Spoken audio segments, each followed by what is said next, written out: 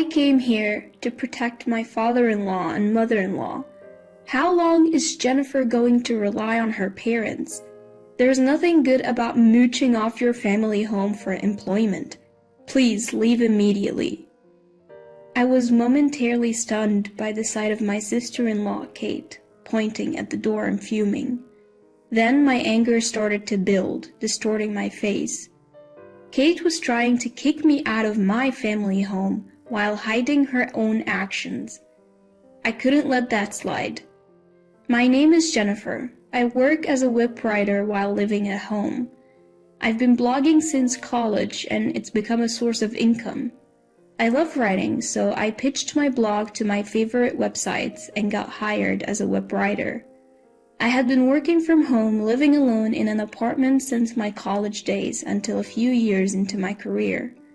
Then, my dad got into a car accident and became wheelchair-bound. My dad, who's always been upbeat and positive, quickly learned how to operate an electric wheelchair and continued to live happily.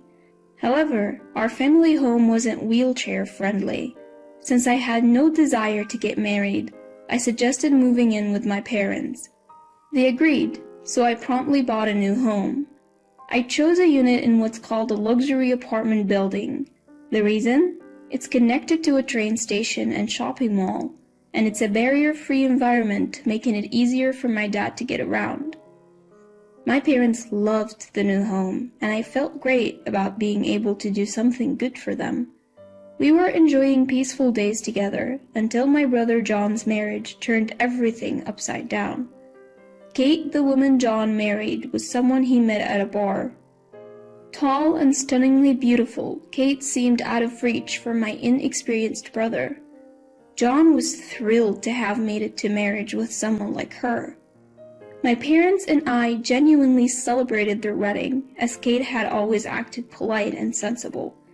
But after the wedding, Kate started visiting our home more frequently. "Your home is really lovely. The view is always so beautiful, I'm jealous." Kate would always say this while looking out the window. We didn't intentionally choose a high floor, but at the time of purchase, only the top floor was available.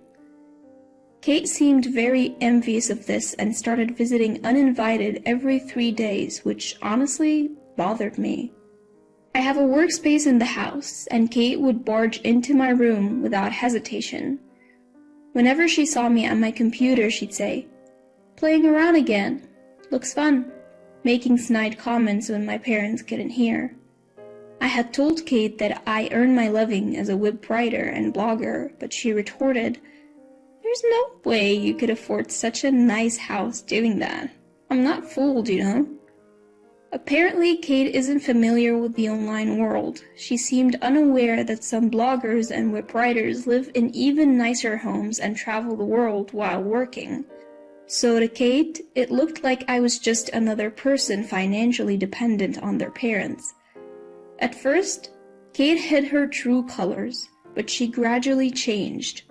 She complained about me living at home while trying to win my parents over by helping with household chores. Especially towards my dad, Kate's behavior was commendable. Before marrying my brother, she had worked in caregiving, and she was attentive to the small inconveniences my dad might feel. Naturally, my dad was grateful to her, and if my dad was grateful, my mom also appreciated Kate. Despite it being my home, I increasingly felt like my place was being taken away. Then, one day, something about Kate's outfit caught my eye. As she was chatting amiably with my dad, I couldn't help but ask. I rarely initiated conversations with Kate, who I already disliked. So she seemed surprised and asked, "What is it?" "Are those clothes for men? They're from a famous brand, aren't they?" I had a friend who wore that same brand. He was a guy and had proudly shown off his expensive new shirt to me. After a moment of surprise, Kate said, "I like men's clothing too," with a forced smile. Wondering why she would react like that, I caught her glaring at me. "What's the matter? Is it wrong for me to wear men's clothing?" Her sudden change startled my dad, and my mom, who was sipping coffee a little distance away, froze. I was used to Kate's sharp glares, so I calmly replied, "No, it's nothing." Angrily, Kate declared, "If you're going to be suspicious, then fine, I'm leaving," and abruptly stormed out. My parents were shaken, not understanding why she was so angry, but I had a bad feeling. A few days later, I was relaxing in the living room, playing a game on TV after barely meeting a work deadline. I felt someone's gaze and turned around in surprise. There stood Kate, her face livid. In our home, I am the one who answers the intercom. My old-fashioned parents aren't comfortable with the camera-equipped intercom, so they call for my help whenever it rings while I'm home. So there is no way I wouldn't notice if the intercom rang. Our apartment has an auto-lock system, and you have to unlock 2 doors to get in. I always lock the door out of habit, so there is no chance I forgot. Shocked, I blurted out, "How did you get in?" Kate replied, "I made a duplicate key with John's. You never know when Jennifer might do something terrible to her parents." I've never done anything to harm my parents. While I'm not the most considerate person, I've never done anything so bad that Kate would need to make a spare key to burst in at any moment. My parents, who noticed Kate's arrival, were also surprised that she had entered the house on her own. When they asked her how she got in, she gave the same answer she gave me. My parents exchanged glances, and my dad defended me, saying, "Jennifer would never do something terrible. We're only grateful to her." But Kate loudly denied it. "No! Jennifer is already doing something terrible. She's living off of her parents' money. Aren't you ashamed to be playing games in the middle of the day?" I frowned at her sudden tirade. I had been consulting with my brother about Kate, and I thought she should be the one feeling ashamed, but her rant continued. "I came here to protect my father-in-law and mother-in-law. How long is Jennifer going to rely on her parents? There's nothing good about mooching off your family home for employment. Please leave immediately." I was momentarily stunned by Kate, who was pointing at the door and fuming. Then my anger started to build, distorting my face. Kate must think I've discovered her secret. That's why she's trying to kick me out and cover it up. Just as I was about to speak, my brother walked into the living room.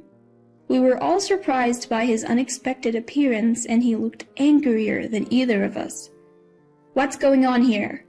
he shouted, pulling something out of his bag and scattering it. The pictures showed Kate walking arm in arm with a man who wasn't my brother, even kissing him on the street. Kate's face turned pale as she frantically gathered the photos, muttering, What is this? What is this?" The issue my brother had consulted me about was Kate's affair. She had been acting strangely lately. Despite being a home worker, she was going out every day and coming home late. She told my brother she was coming to our house every day to help with my dad's care, but she only showed up every 2 or 3 days. The answer to where she was going on other days was captured in the photos. My mom was trembling with anger as she looked at the photos, and then my dad quietly spoke. "Should we move out then?" "What?" "Kate wants this house, doesn't she? I appreciate her being kind to me, but I've noticed she's got her eye on this place. She's been secretly measuring rooms, hasn't she? Even asked my wife if the mortgage was fully paid off. The house might be too big for one person, but Jennifer would probably rent it out." "Live alone? I was planning to move in here with John." "You think I can stay with a wife who's kissing another man? No way." "Wait, it was just a fling. You are the one I love. Please forgive me." Kate clung to my brother, but he shoved her hand away, saying, "Don't touch me, you're filthy."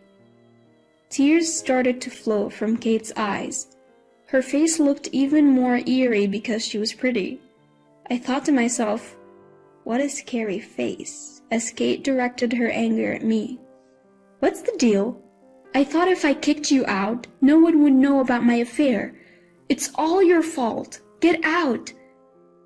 Kate was panicking, probably not even understanding half of what she was saying.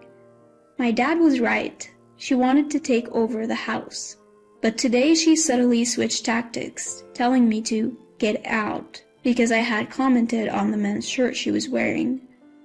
Turns out she got that shirt from her affair partner after spilling pasta sauce on her clothes during a date. I couldn't understand why she'd wear such a shirt to her in-laws' house, but that's why she was trying to kick me out. My brother announced he would never forgive Kate and would divorce her, demanding compensation. Starting today, I am living here. The one who needs to leave is Kate. John had decided to move back into our family home, saying he couldn't live with Kate after being cheated on. My parents didn't object to him coming back. Kate kept apologizing to John as she cried, but he mercilessly kicked her out. He then apologized to me and our parents. We all comforted him as he cried, ashamed for marrying such a woman. Kate seemed to have moved back to the house she shared with my brother, but he planned to terminate the lease that month. He met with Kate to retrieve the spare keys to our house and told her never to come back. Kate ended up having to pay a large sum in compensation. She sought help from her wealthy affair partner, but my brother had also demanded compensation from him. It seemed their relationship was indeed just a fling, and the affair partner was furious at being dragged into this. He refused to help Kate. She had almost depleted her pre-marriage savings on dates with her affair partner and lost all her savings paying the compensation. Now she's working a physically demanding job that comes with a dormitory. My brother told me she's so busy she barely has time to sleep, but as far as I'm concerned, it's just retribution for hurting my brother. John moved into our family home and was going through a rough patch for a while, but it seems like a guardian angel of a woman reached out to him. He was at his favorite bar, drowning his sorrows when he started crying, thinking about how Kate had cheated on him. This woman quietly offered him a handkerchief. They had never spoken before, but she was also a regular at the same bar. She later confessed, "I had my reasons for giving you the handkerchief, but it's clear she genuinely loves my brother." When Kate found out that John had found a much kinder and wonderful partner, she was reportedly sobbing. Kate, who was always confident in her looks, was under the delusion that my brother would want to get back together with her. It's astonishing how shameless some people can be. John's new fiancé understands my freelance work and even praises me for being able to afford a luxury apartment. I can't say I mind the compliments. Given that my brother's ex was Kate, I was able to quickly accept this woman as a part of our family. Kate had tried to take over our home and hurt John, but now he's found happiness. We're all looking forward to a brighter future. My father, mother, and I have returned to our peaceful lives now that Kate is gone. My dad, who Kate used to fuss over, actually felt smothered by her and is now living more freely. I thought I had been inconsiderate in taking care of my dad, so hearing his confession was a relief. The three of us in the family now appreciate the peacefulness of our daily lives, cherishing each day's happiness, especially when my brother and his wife come to visit.